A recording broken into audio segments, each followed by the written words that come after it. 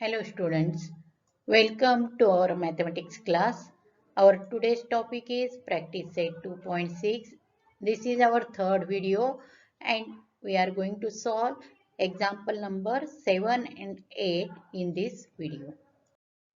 Seventh example, Pratik takes 8 hours to travel 36 km downstream and return to the same spot.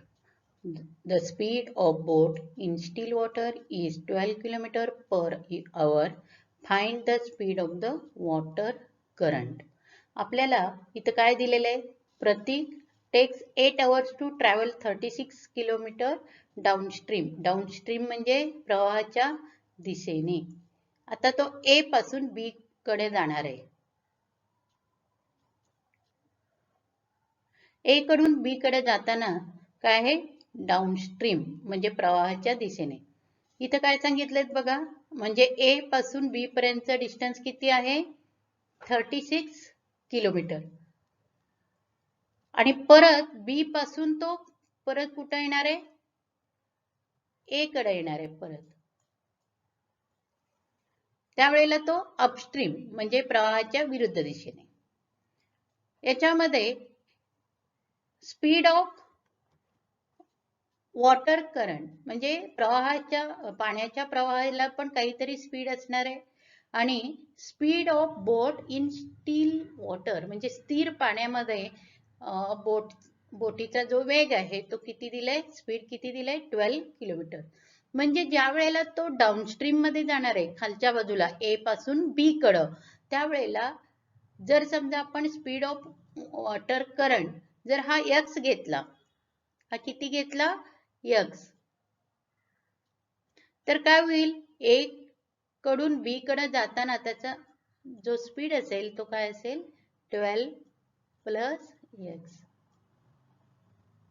कारण तो पाण्याच्या वेगाने परत पुढे जाणार आहे, त्यामुळे 12 प्लस x. आणि तो ज्या वेळेला विरुद्ध दिशेने म्हणजे B कडून A कडे येणार आहे डाउनस्ट्रीम मध्ये, सॉरी अपस्ट्रीम मध्ये, त्यावेळेला त्याचा स्पीड काय होईल? 12 मायनस x. हा भाग समजलाय? तर आपण लिहूया. Solution. Let speed of the water current be x km per hour. The speed of boat in still water is 12 km per hour. Therefore, the speed of boat in downstream is equal to 12 plus x km per hour. Therefore, the speed of boat in upstream means from B to A. From B to A. That is upstream. That is 12 minus x. आता अजून आपल्याला काय दिलेलं आहे? प्रतीक takes 8 hours to travel 36 kilometer downstream and return to the same spot. म्हणजे A पासून B कडं downstream मधनं तो म्हणजे प्रवाहाच्या दिशेने जाणार, परत तिथून परत A कडे येणार. म्हणजे A पासून B पर्यंत अंतर किती आहे? 36. परत B पासून A चं 36. पण दोन्ही वेळेला जो वेळ लागणार आहे, कारण दोन्ही वेळेचा स्पीड काय आहे? वेगवेगळा आहे, म्हणून लागणारा वेळ हा वेगवेगळा आहे. पण त्याची ऍडिशन किती आहे? 8 आहे. मग त्याप्रमाणे आपण इथं लिहूया. Pratik takes 8 hours to travel 36 kilometre downstream and return to the same spot. Now, distance is equal to speed into time. ह्याच्यावरून आपण आता काय करू? Time is equal to, therefore time is equal to distance upon speed. आता आपल्याला A पासून B कडे जाताना लागणारा वेळ हा वेगळा आहे आणि B कडून A कडे येताना जो लागणारा वेळ आहे तो वेगळा आहे, पण त्यांची टोटल किती आहे? 8 आहे. The time taken by the boat in downstream is equal to T1 hours. Time taken by the boat in upstream, that is T2 hours. and total time is t. T1 आता कसं काढणार ह्या फॉर्म्युलानुसार T1 is equal to 36 upon 12 plus x. Downstream मध्ये speed काय आहे 12 plus x. Therefore T1 is equal to 36 upon 12 plus x. Therefore T2 is equal to 36 upon 12 minus x. Therefore T is equal to T1 plus T2. T means total time. Total time किती आहे? That is 8 hours. आणि T1 आणि T2 इथं काय आलंय? 36 upon 12 plus x, 36 upon 12 minus x. Therefore by given condition 8 is equal to 36 upon 12 plus x plus 36 upon 12 minus x. इथपर्यंतचा भाग तुम्हाला समजलाय? आता इथं 8 जो आहे तो आपण कसं लिहू शकतो 4 into 2. 36 कसं लिहू शकतो 4 into 9. इथला 36 पण काय लिहू शकतो 4 into 9. म्हणजे त्याच्यातनं आपल्याला 4 काय करता येईल कॉमन काढता येईल. बघूया आपण पुढच्या. Therefore 4 into 2 is equal to 4 into bracket 9 upon 12 plus x plus 9 upon 12 minus x bracket complete. आता इथं 4 4 दोन्हीकडे कॉमन आहेत म्हटल्यानंतर आपण काय करू शकतो हे 4 कॅन्सल होतील दोन्हीकडे मल्टिप्लिकेशन 4 आहे त्यामुळे. Therefore 2 is equal to 9 into bracket 12 minus x plus 9 into bracket 12 plus x upon 12 plus x 12 minus x. इथं काय केलं आपण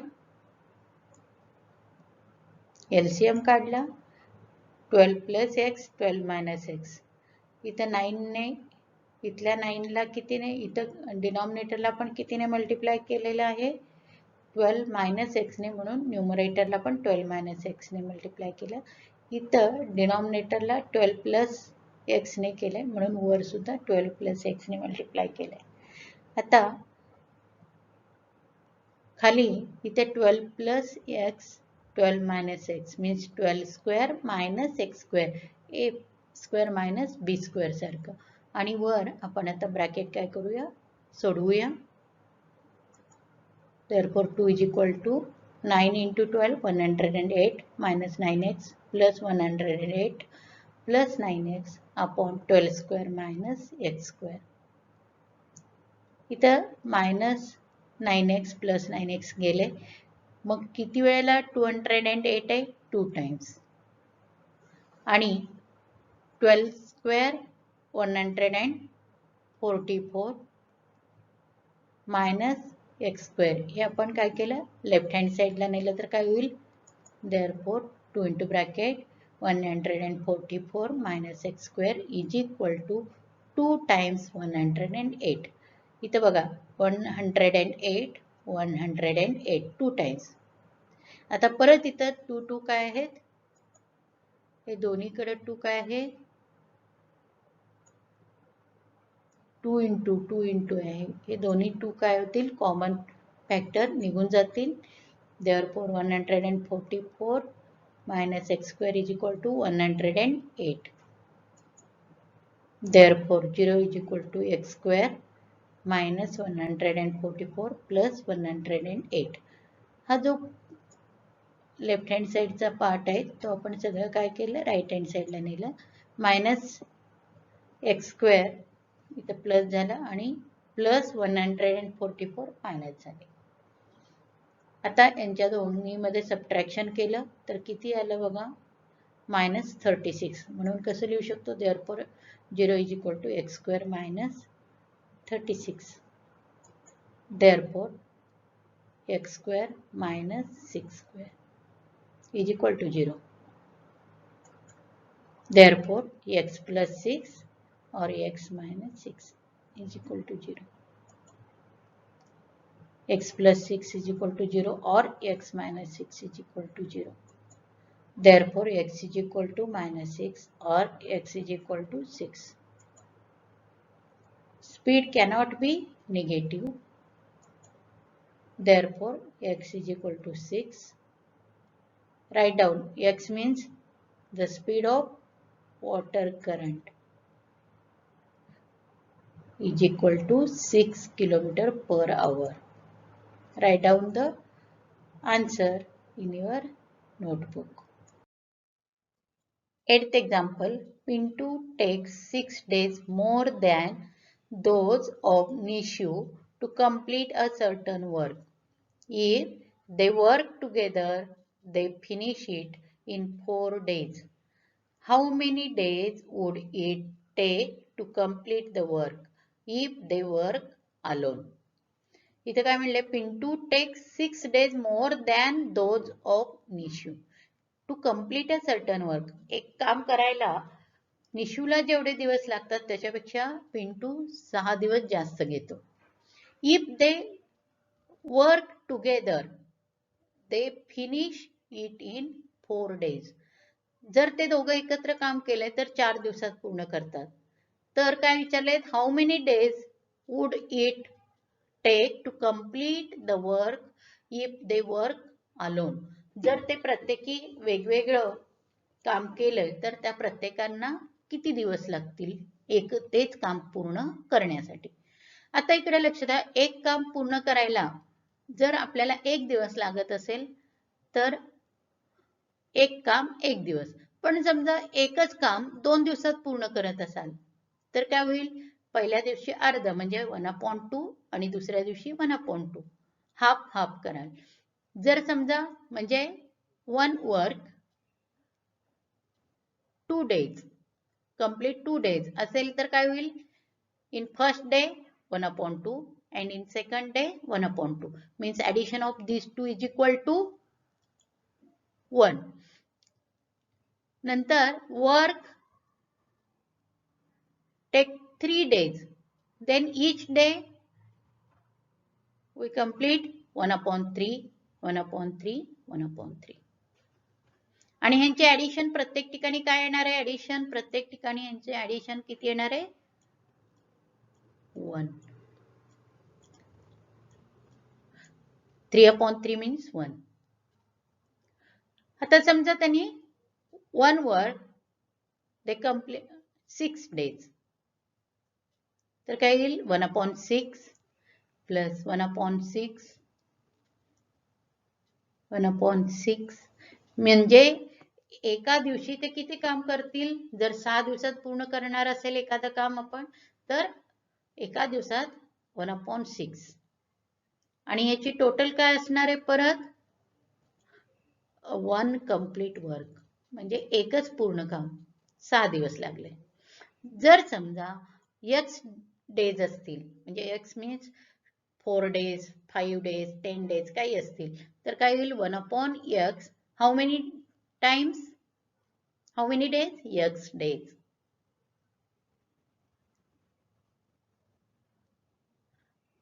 X days that is also equal to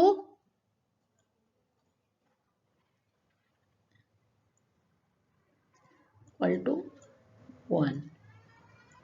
हे सुद्धा काय होणार आहे, 1. म्हणजे इथं तुम्हाला लक्षात आलं, जर समजा एक काम जर आपण 2 दिवसात पूर्ण करणार असेल तर एका दिवसात केलेलं काम असेल काय असेल, 1/2.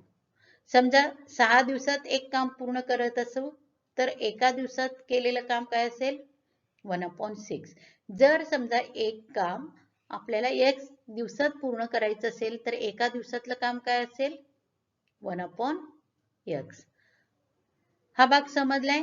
आता इथं काय म्हटलेत बघा, Nishu complete a certain work and Pintu takes 6 days more than those of Nishu. म्हणजे निशू एक काम x दिवसात पूर्ण करतो असं आपण म्हटलं तर पिंटू किती दिवसात पूर्ण करेल, x + 6. हा भाग लक्षात आलाय, हा समजलाय. आता त्याप्रमाणे आपण काय करूया, हा मात्र भाग तुमच्या माहितीसाठीच आहे, हा भाग लिहायचा नाहीये. सोल्युशन आपण सुरू करूया. Solution, Let Nishu completes certain work in X days. आणि तेच certain work Pintu, therefore Nishu complete 1 upon X work in 1 day. एका दिवसात किती काम पूर्ण करतो तो 1 upon X. Nishu. Therefore Pintu completes certain work in X plus 6 days. Therefore Pintu completes 1 upon X plus 6 work in 1 day. आता condition काय आहे बघा, if they work together they finish it in 4 days. म्हणजे निशू आणि पिंटू एकत्र काम करायला लागले तर त्यांना काम किती दिवस लागतील? 4 दिवस. म्हणजे 1 upon x into 4 means 4 upon x. आणि पिंटूला किती लागणार? 4 into 1 upon x plus 6 means 4 upon x plus 6. बरोबर आहे ना? एक दिवसात एवढं करतात, 4 दिवसात काय करेल? एका दिवसात निशू 1 upon x इतकं काम करतो तर 4 दिवसात काय होईल? 4 upon x. तसंच पिंटूचं काय होईल? 4 upon x plus 6 is equal to काय येणार आहे? 1. कारण ते कंप्लीट वर्क काय येणार आहे? We taken as a 1. By given condition 4 upon x plus 4 upon x plus 6 is equal to 1. 1 means 1 complete work. Therefore, आता इथं काय येणार आहे? 4 कॉमन येईल 1 upon x plus 1 upon x plus 6 is equal to 1. आता ह्या ब्रॅकेटमध्ये आपण LCM काढला तर काय येईल? x into bracket x plus 6 आणि इथं काय येईल? x plus 6 आणि इथं काय येईल? x. Write down therefore 4 into bracket 1 upon x plus 1 upon x plus 6 bracket complete is equal to 1. आता इथं LCM काढला, डिनॉमिनेटर काय येईल? x into bracket x plus 6. इथं किती येणार आहे? x plus 6. कारण इथं x plus 6 ने मल्टिप्लाय केलं, इथं x ने मल्टिप्लाय केलं म्हणून इथं x. Therefore 4 into bracket x plus 6 plus x upon x into bracket x plus 6 bracket complete is equal to 1. Therefore 4 into bracket 2x plus 6 upon x square plus 6x is equal to 1. X into x square plus 6x. आता x square plus 6x हे आपण right hand साइडला नेऊया. Therefore 4 into bracket 2x plus 6 is equal to x square plus 6x. आता हे पूर्ण part आपण right hand साइडला नेऊया. Therefore 0 is equal to x square plus 6x minus 8x minus 24.